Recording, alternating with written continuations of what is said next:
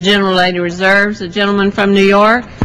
Madam Speaker, at this time I yield 3 minutes to the prime sponsor of this resolution, the gentleman from Michigan. The gentleman from Michigan is recognized.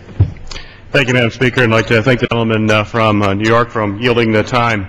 While the majority of Iraqis are Muslim, there are many communities of religious and ethnic minorities whose history in Iraq goes back thousands of years. This includes Chaldeans, Syriacs, Assyrians, and other Christians, as well as Sabine Mandians and Yazidis. Since 2003, approximately 2.5 million refugees and asylum seekers have fled Iraq, and millions more have become displaced, forced to flee their homes and neighborhoods because of sectarian violence. In fact, there are approximately 1.5 million Christians in Iraq in 2003, and today there is less than half of that amount. Many of these Iraqis would like nothing more than to return home.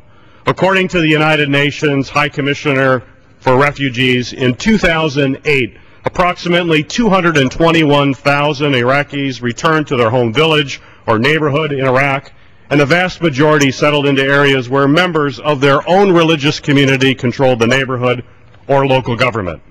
Unfortunately, Iraqi religious minorities do not have militia or tribal structures to defend themselves, and they do not receive adequate protection from the police or security forces. Not only does this make the possibility of return nearly impossible for Iraqi religious minorities, it also leaves them particularly vulnerable to violence. Iraqi Christians and other religious minorities are often specifically targeted in gruesome and random acts of violence such as murder, rape, and abductions. This includes the Chaldean community, who this week is mourning the kidnapping and murder of Archbishop Paulo Faraj Raho on February 29, 2008. Archbishop Raho spent almost his entire life living and serving its Christian communities, which are among the oldest and largest in Iraq. For years, the Archbishop was threatened with violence because he spoke out against discrimination against Christians by Muslim extremists. Sadly, the Archbishop was murdered because he refused to lend the support of his church to terrorists in their fight against U.S. forces in Iraq.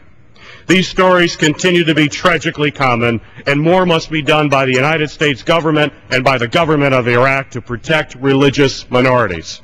This resolution calls upon the United States and the Iraqi government to protect religious minorities by encouraging free and fair elections, training Iraqi security forces, and providing safe places to worship. It also seeks an investigation into human rights violations and calls for an end to the abuse of Iraqi religious minorities. Finally, the resolution calls for the United States to work with the Iraqi government to ensure the physical and economic safety of those wishing to return to Iraq. I would like to thank my colleagues, Mr. Wolf and Ms. Eshu, who as co-chairs of the religious minorities in the Middle East Caucus have shown great leadership on this issue and for their support of this resolution. I would also like to thank Chairman Berman and Ranking Member Roz Layton for their support and for their staff's work in helping me bring this resolution forward today.